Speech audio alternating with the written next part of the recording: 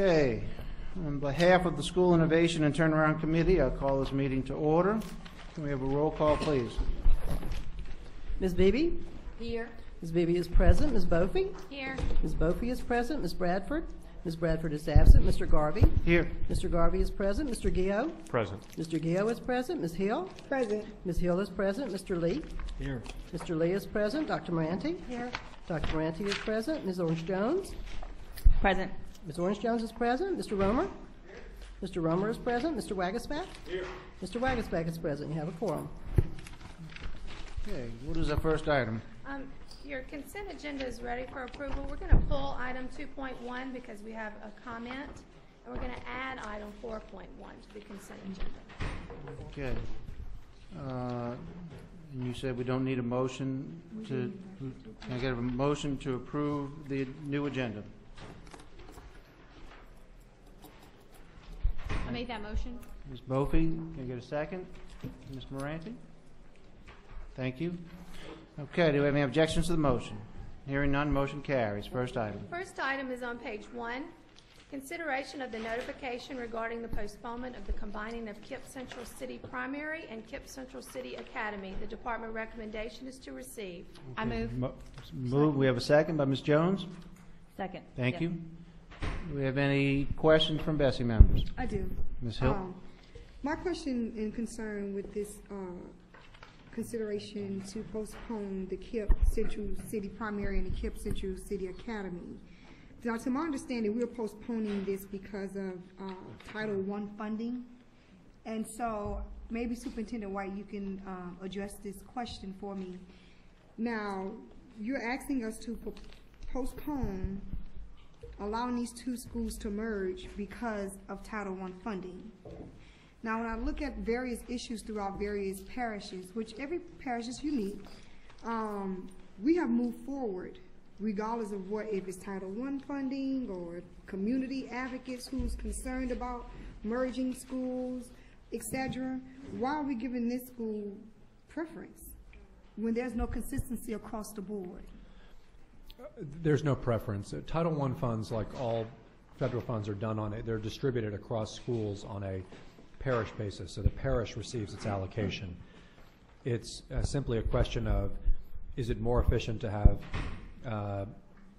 to have these two different sites that they have to effectively divide these Title I funds between, and the answer is no. I think the real reason for why this is, or the best reason I think for why not to do this merger, is that the enrollment pattern in New Orleans already allows for this kind of thing. There's no reason for BESE to be deciding on whether or not two schools can be joined when the Recovery School District has the ability just to make enrollment decisions that the board has granted them.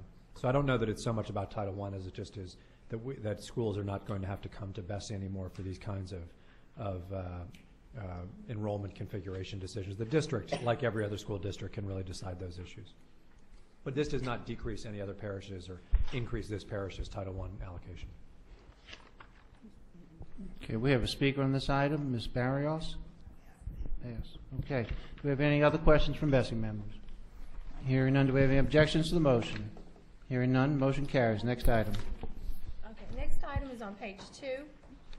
Item 3.1, consideration of a report regarding the unified enrollment process for Type 2 charter schools in Orleans Parish. The department recommendation is to receive. Do we have a motion to receive? Made that motion. Ms. Bophy, second. Mr. Gio, thank you. Do we have any questions from BESE members?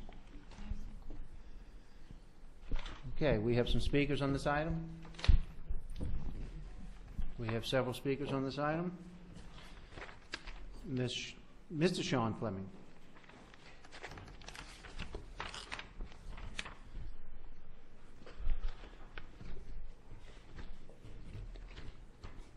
Thank you, Mr. Chair, members of BESE. I'm Sean Fleming. I'm with the Louisiana Developmental Disabilities Council. Actually, I don't have any data, as y'all know by now, probably. I like data to support anything that I'm looking at. So I put approve or recommend, agree with this decision. It's really not about the RSD because my understanding is that y'all already have a practice to have a unified enrollment and dismissal process in those schools. The special education data profile has not been released in a couple of years, so I really don't have any data to support whether anything has shifted in those schools. I would like to think it has, but the data that are available in other parts of the state indicate that, as I've indicated previously numerous times, the accountability structure and the funding structure incentivizes schools to not accept students with significant disabilities, and that's what the data come out to be like. I've brought up that this issue of having an enrollment process that's unified across the state, it was used to try and correct the issue that was going on in Orleans RSD, and I strongly encourage the state to consider doing something similar across the entire state, not just in Orleans. Okay, thank you. I think we're going to start here and see how it goes and consider that issue if we have a success here. Ms. Beebe? I do recall visiting the RSD committee meeting of the whole, and there was a conversation about the one app process, and there were concerns, some in support, of course, and of course those who oppose. I do specifically recall that is it NOMA with the military families, and just had a concern. I communicated that concern during that meeting, that while there are, I can understand, and maybe I'm off topic here, but I'm bringing it up, the mission focus, and of course with JROTC, it appears that, you know, there is a mindset that we want to allow only those students, you know, who have some military aspirations, what have you. But within our school system, for example, we have students, they're kind of lost and not really sure of what they want to do, if they want to pursue the military. We view it as a leadership training course, and so I'm just concerned that I'm not in support of this mission focus and reserving seats. And as I see in one of these proposals, that's what we're making reference to. So can you, Mr. White, elaborate on that a bit? I'd be happy to. I'll tell you my personal view on it, but it might be better. Colonel is here from the school. It might be better to have him speak to it. We've also got Gabriella Faghetti from the Recovery School District. I'll just tell you my perspective on it. By and large, One App represents a move toward totally open enrollment schools. And I think that if you look at the Recovery School District, you'll see that the Type 5 charters are open enrollment. That's their mission, and that's what they're going to be. On the other hand, there are times when I think we need to say if we're going to have diversity of school types, sometimes you have to make some exceptions. Not to say you screen out low-performing kids, but you just have to have some special consideration. For example, one of the things we're going to have to address is, as time goes on, as you know, I've become very involved in one of the dual language schools in New Orleans. At some point you have to say, look, if you can't speak French, you can't learn chemistry in French. So you got to make some sort of exceptions there.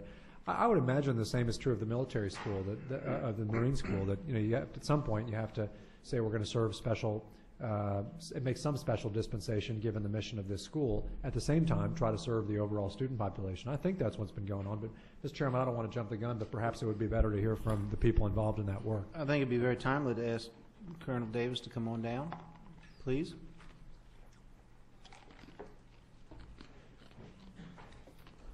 Thank you, ladies and gentlemen. I felt it was kind of incumbent on me to come back since we broached this issue to you in November, that I come back in person and report our progress. To start with, though, I think we've made a great deal of progress working with Superintendent White's staff and the RSD personnel in terms of a constructive dialogue of our concerns, but also being in compliance with the desires of BESE and the Board of Education and the superintendent's offices.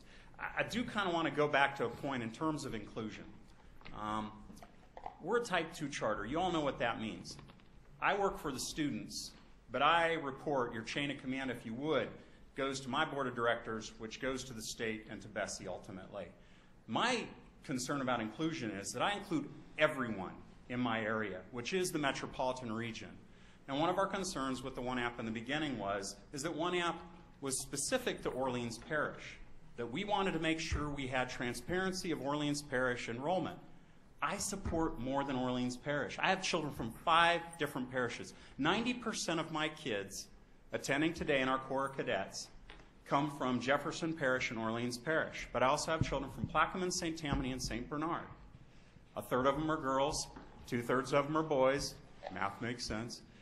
I have 65% of them are minorities, 70% of them at risk, 64% at poverty.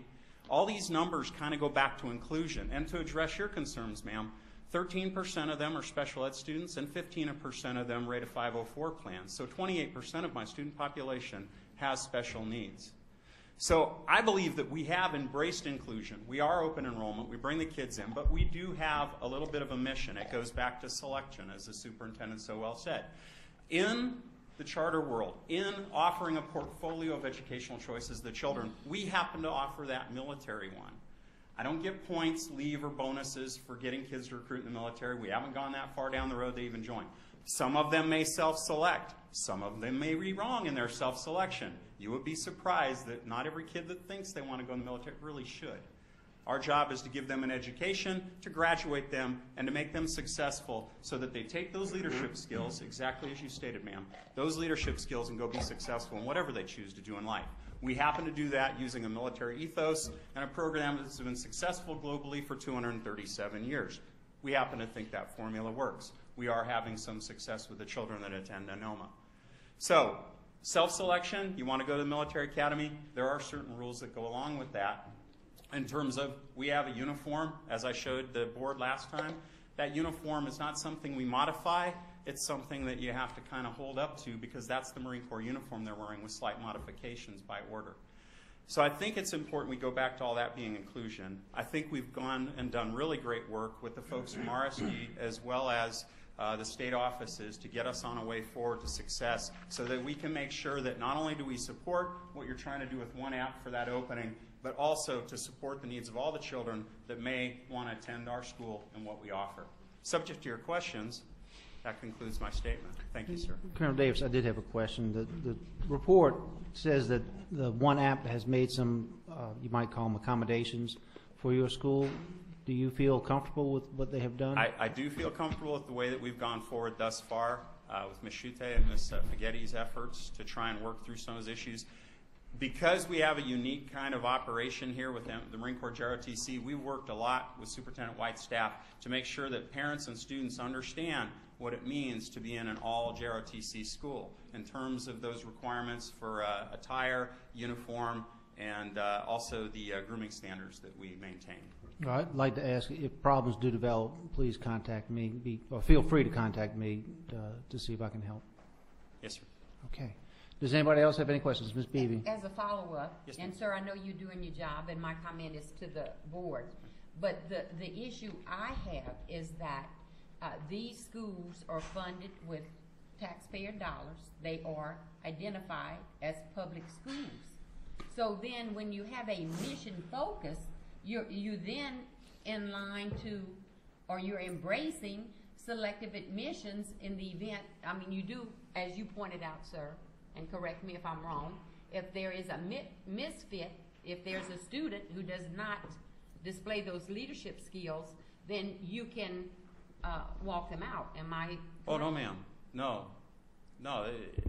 Leadership skills vary by every child. You can be a leader in the classroom, you can be a leader in the field, you can be a leader in physical. No, and I'm sorry, I'm not just specifically, okay. I did say leadership, but it could be someone, and I'm going to say it just as it is. Sure. Okay.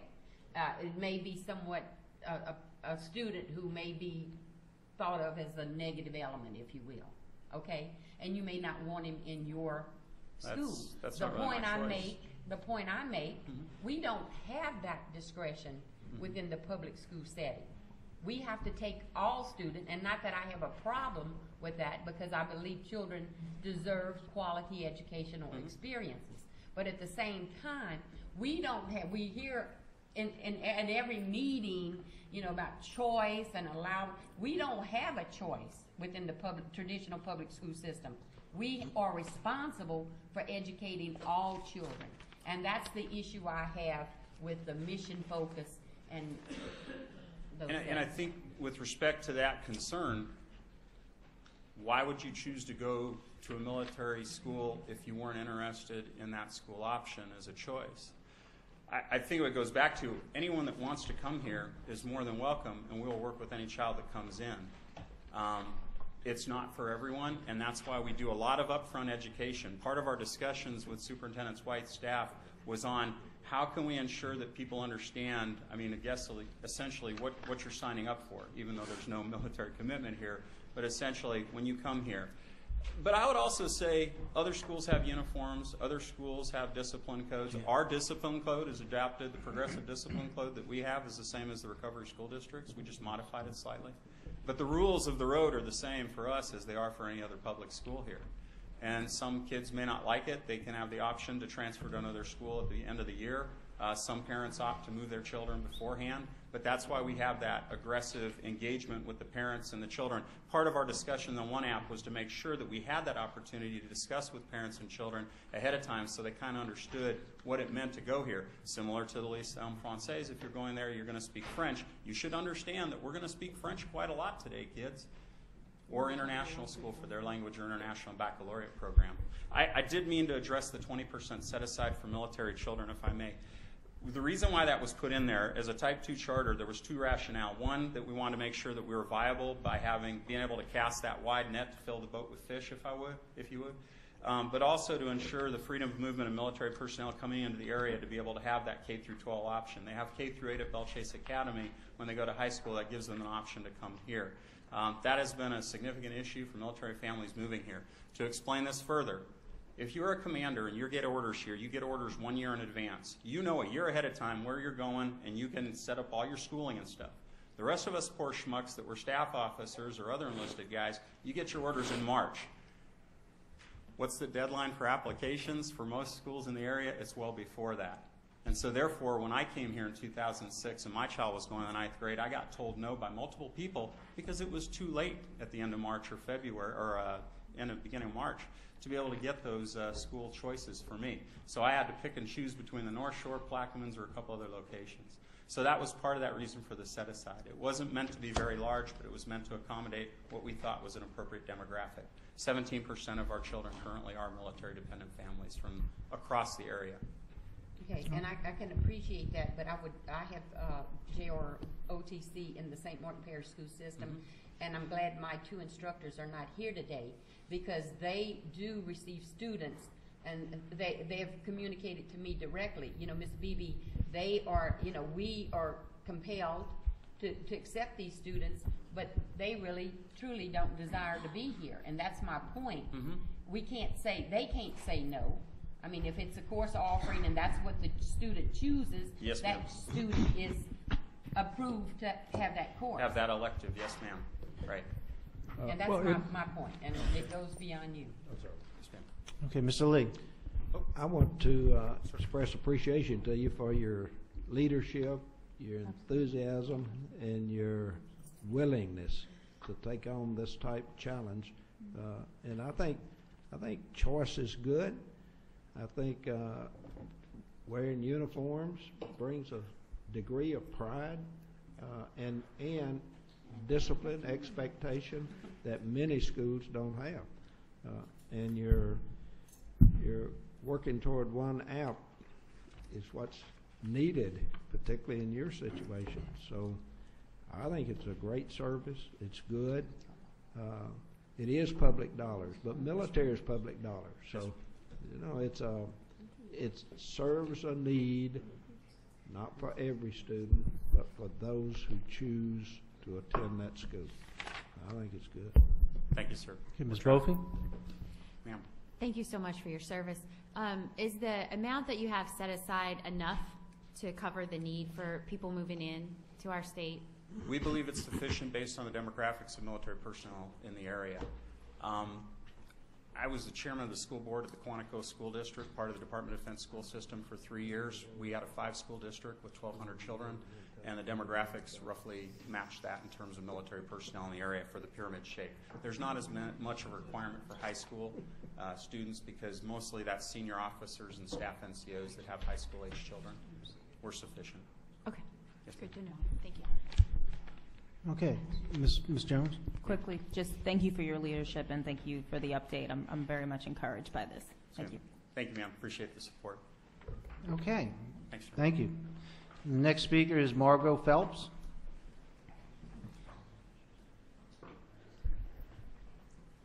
Okay. Next speaker is Carol McCall. No. Okay. Janet Bean, I think, is deferring also. Veronica Brooks.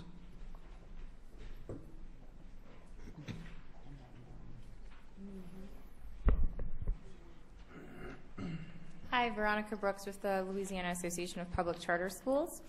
I actually just want to take a moment to thank both the RSD and the LDE. Louisiana Association of Public Charter Schools supports One App because it helps lessen the burden on parents in New Orleans in choosing a school that fits their needs in a system of choice. And because our Type 2 charter schools often have specific missions and because they can take students from across the state, they had unique needs within the One App system. And both Marian Chuddy with the LDE and Gabby Spaghetti with the RSD did a fantastic job, in our opinion, of really working with the Type 2 schools to come up with a solution that would work for everyone. So I know that a lot of times, you know, I think the RSD and the LDE don't get sort of compliments. So I just wanted to make sure that this compliment was on the record. So. Okay. Superintendent White? I appreciate you saying that. I think we haven't talked a lot about One App, but we are really the only district in the country that looks at charter schools and district schools through one process of choice. And Gabby really built this from the ground up, and Holly and Adam and Marianne and the team is just really an amazing group. So kudos to you all for everything you've done. Okay. Yeah. Next speaker is Ms. Barrios.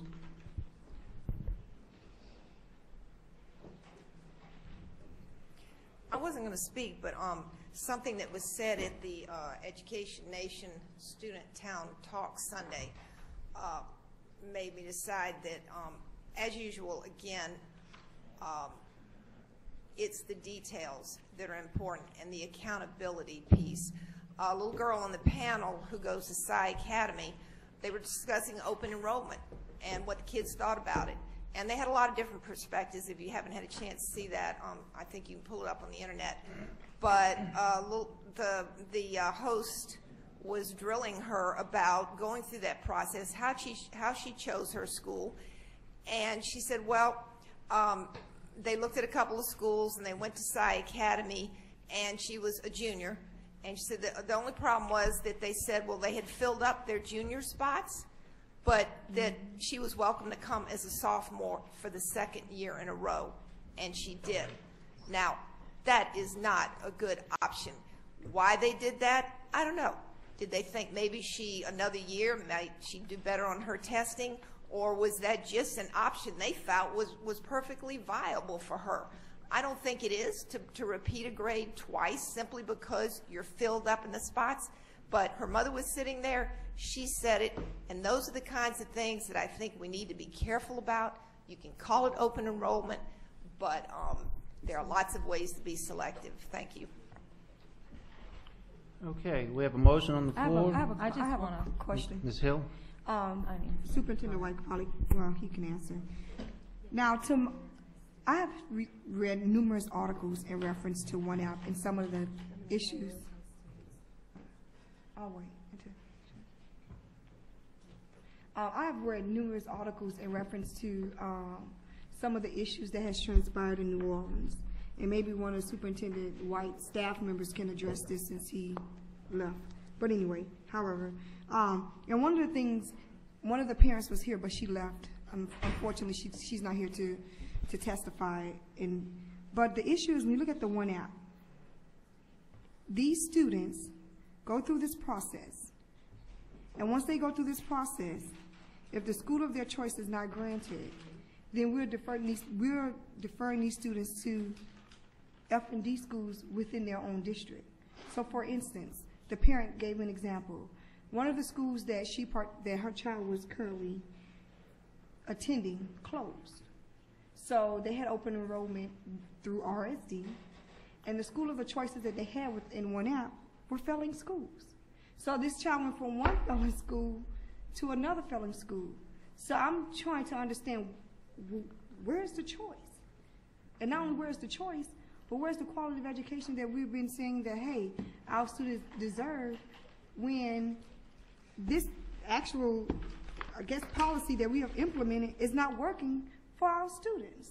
So maybe someone can address, I mean, while we're, you know, even with the scholarship program, I've had providers call me and say, well, I have slots that's available, but unfortunately, they're telling my students, well, you can't attend here, but here are some choice of schools that you can attend, and of course, there are charter schools, of course, KIPP, etc.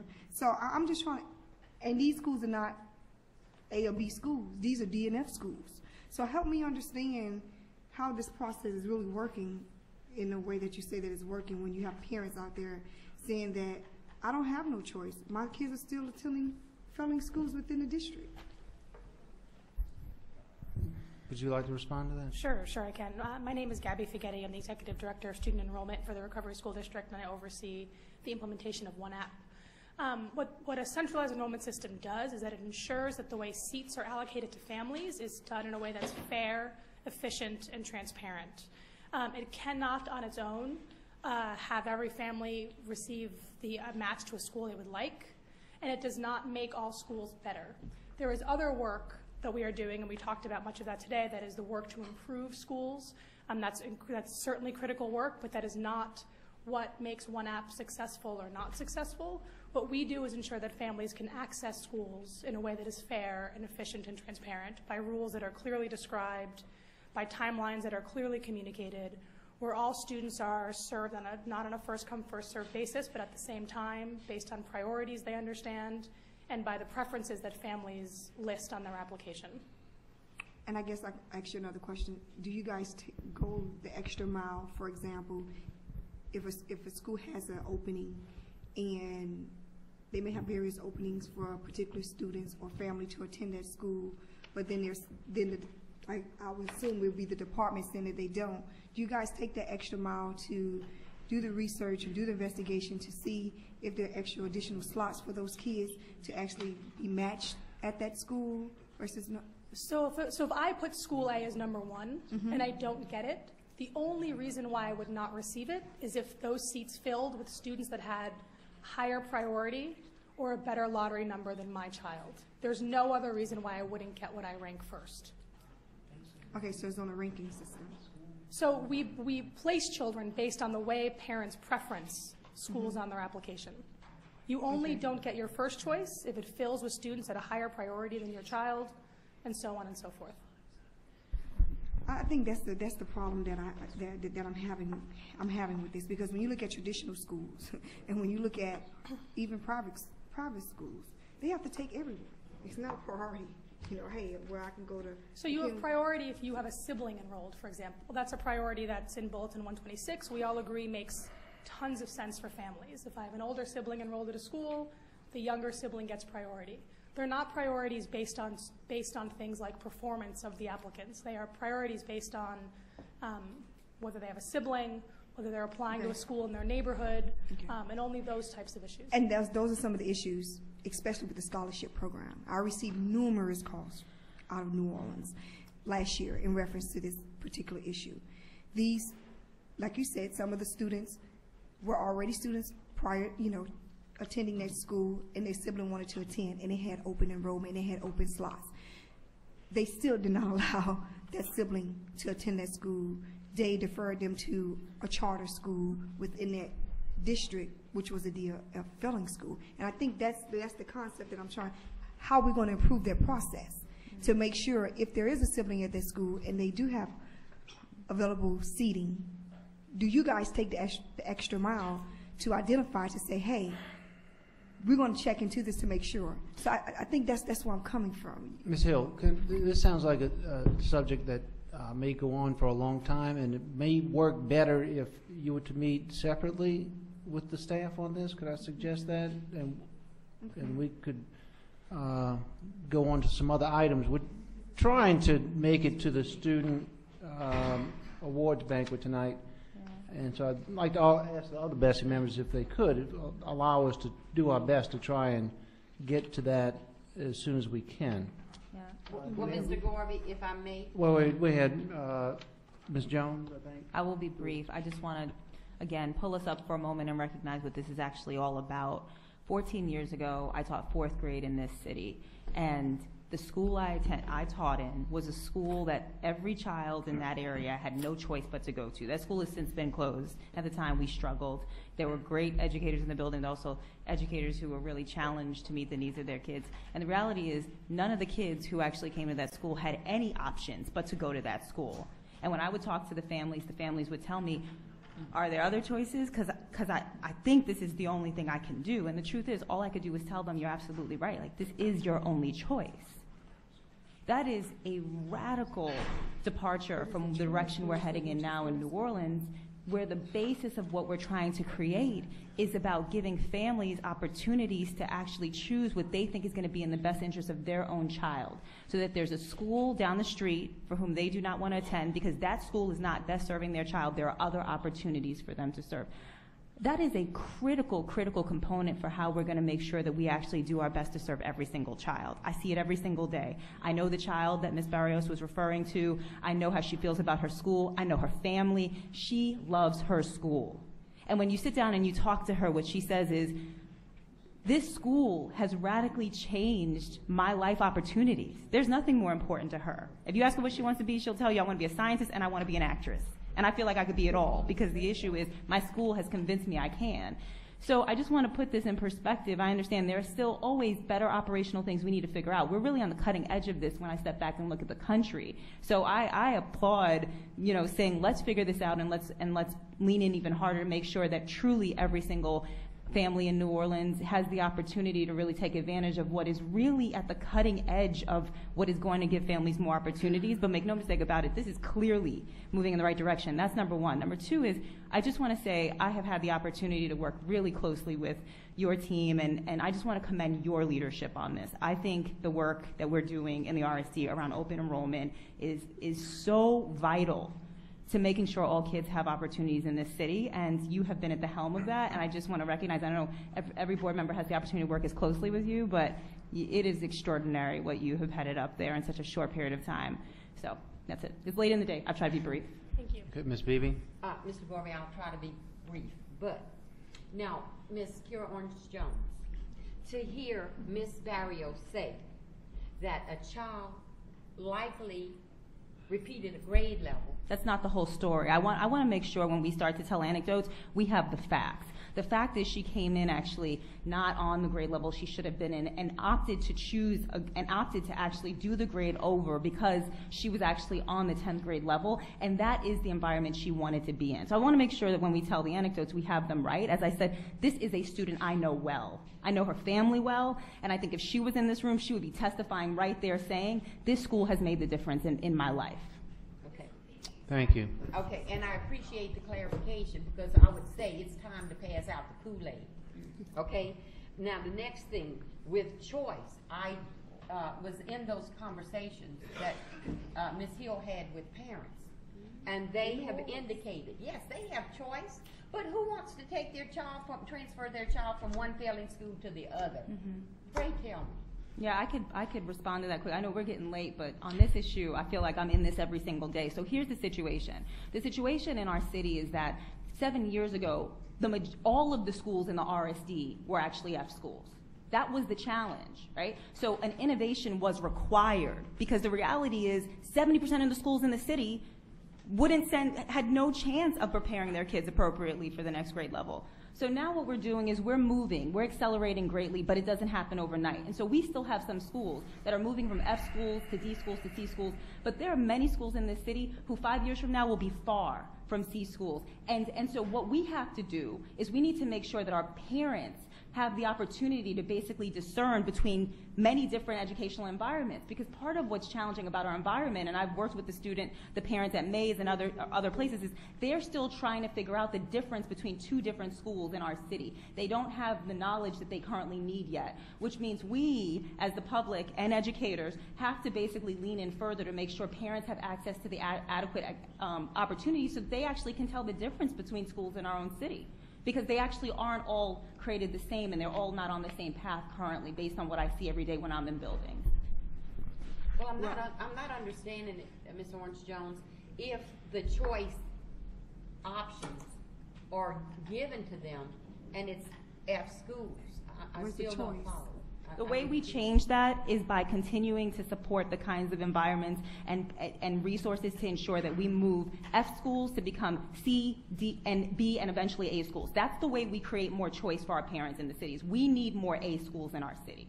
And so we need to figure out how to build the resources and support the environments so that that's actually what happens. Because currently, we actually don't have enough high-quality options in New Orleans for all children, although I believe over time we have the ability to change that. Send them back to the Orleans Parish School System. Bessie, members, I think this is developing into an argument or a discussion beyond really what we are here to do today. Could I encourage you two ladies to meet after this meeting and talk about this issue? Do we have any other questions? Hearing none. Do we have any objections to the motion? Hearing none. Motion carries. Next item. Next item is item 3.2 on page 5. Consideration of a report regarding Belle Chase Academy. The department recommendation is to receive. We have a motion to receive by Ms. Moranti. We have a second by Mr. Romer. Do we have any questions by Bessie members? Well, where's the report? Is the report in our packet? The LD is available for verbal questions. Do we have questions from Bessie members? Well, yes. In fact, I put it on I asked to have the item placed on the agenda, but the concern I have is, again, and I've said it time and again, and I represent Plaquemines Parish and Belle Chase Academy, and I recognize that I represent both the public, non-public, but Belle Chase Academy is a public charter. And once again, I am told, there was outreach that, again, limited seats. How can we limit seats in a public school? I mean, in the traditional public school system, I may have the space to accommodate students, but if I have 1, 2, 3, 4 students transfer in, guess what? I might exceed the teacher-student ratio, and if that's the case, I have to accommodate, and I have to hire another teacher if I'm over the teacher-student ratio. So what gives these public charters the opportunity to be selective and make these decisions? And maybe I have erroneous information. No, I don't think you do. I think you're raising a good policy question. Here's what I would suggest. And I'm superintendent. Yeah, I think Mr. Chairman, just so you know, the superintendent is here from Plaquemines as well. I think that we should approach this question in the same way that we've approached it in the dialogue that we just had, which is about that it's not about one versus the other. It's about how do we solve the issue. I'll just tell you from a legal perspective, and look, I bumped up against this issue in New Orleans. We did all the time, which is that the law and the BESE contracts explicitly limit charter schools enrollments to a contract. Charter schools can't go over by law those numbers. There'd be a lot of them who would say, fine, we'd work with you on that. So I think we should approach this from a problem-solving perspective, and I'm happy to work with you, Superintendent, with whoever to solve the problem, but perhaps we should get a sense of what the exact issue is. Well, the issue is that, there are those, if you will, Superintendent Roussel and Representative Leopold reached out to me as well, and as I understand it, of course, it's an MFP, with the minimum foundation funding. There are concerns that we're siphoning approximately $1.2 million from the Plaquemines Parish School System, and it's going to the Belle Chase Academy. And then again, this is a unique school. It's a military base. Am I correct, Superintendent Roussel? And so again, I understand I reached out to BESE staff and was told this was done legislatively. But again, we have to be concerned. We have to concern ourselves. And when we talk about quality, we also have to ensure that traditional systems will maintain funding or have the funding to maintain the brick and mortar and all those other things that accompany those quality services. And we keep the money is siphoned away to other entities, at the end of the day, all children will lose because we won't be able to provide those quality services. Superintendent Rousseau. Mr. Garvey, thanks for allowing me to speak. I'm superintendent of Plaquemines Parish. We are a district. We're ranked 5th in the state. We have a diverse population from the north end to the south to the east end. Believe me, I respect the BESE school to the highest degree. I respect the military. But I've been fighting for public education since I was 15 years old when segregation began. The true public school accepts all students. We accept all students. You know, I watch on TV the commercials about the charter schools, and the charter schools say we accept everyone. And believe me, I do respect the principal at the BESE school.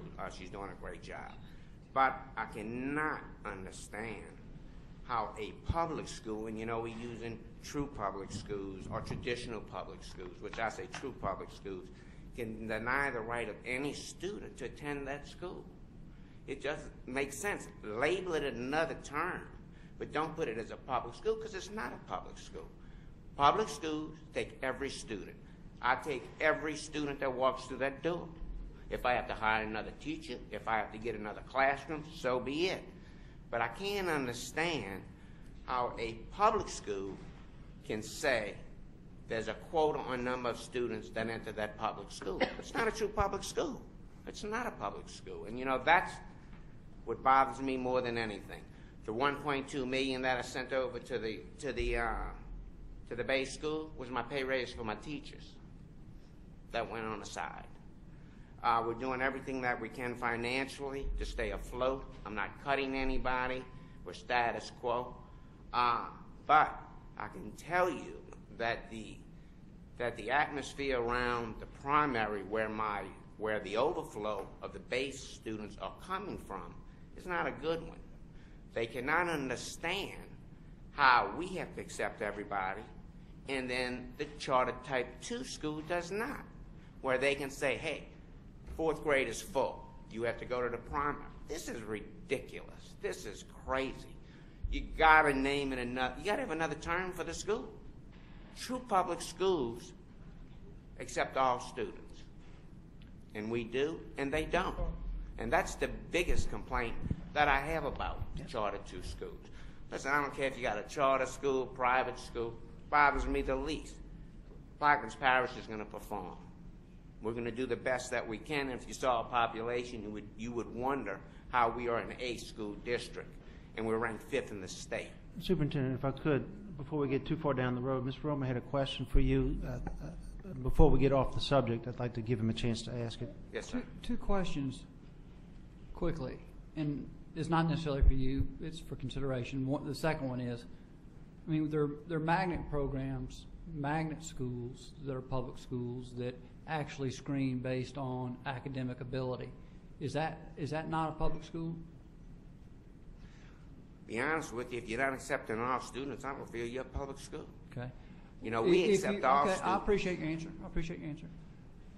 So your problem with this particular school is you don't believe they're a true public school because they turn some students away when this class is full. Is that what you're saying? Yeah, and then the overflow comes to my Would you rather us remove the cap and say that they can accept as many students as they want? Does that satisfy your definition?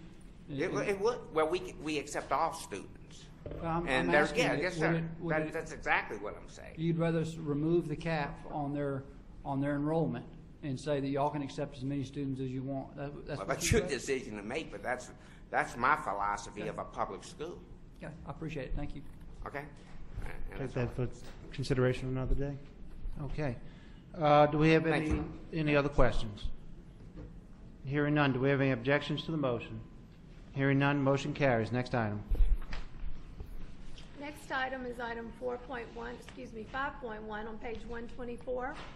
Consideration of a recommendation regarding the St. Landry Parish School Board Reconstitution Plan for Creswell Elementary, and the department recommendation is to either approve option 1 or option 2. I will present. I think the department amended that. But Well, they're going to present. okay. Do we have a motion To to approve? Option 1. do we need to designate? Option one's fine, we can go. Okay, we have a motion to approve option one. Do we have a second? That was by Ms. Beebe and second by Ms. Hill. And we have comments from the department regarding, I think, changes to their suggestion. Who is from the department is presenting on this? Option one is to make sure. John, do you know? Yeah, I'm happy to present if you want to. Okay. Superintendent? Thank you. Members, as you know, the Recovery School District has provides BESE with the ability to have school systems come under the state's governance after 4 years of consecutive F-level performance. Cresswell Elementary has had that distinction for 5 years. It was in front of the board last year. The board did not exercise this position last year. This year, the situation came up again, and it was in front of the department and the Recovery School District as to what to do about this specific situation.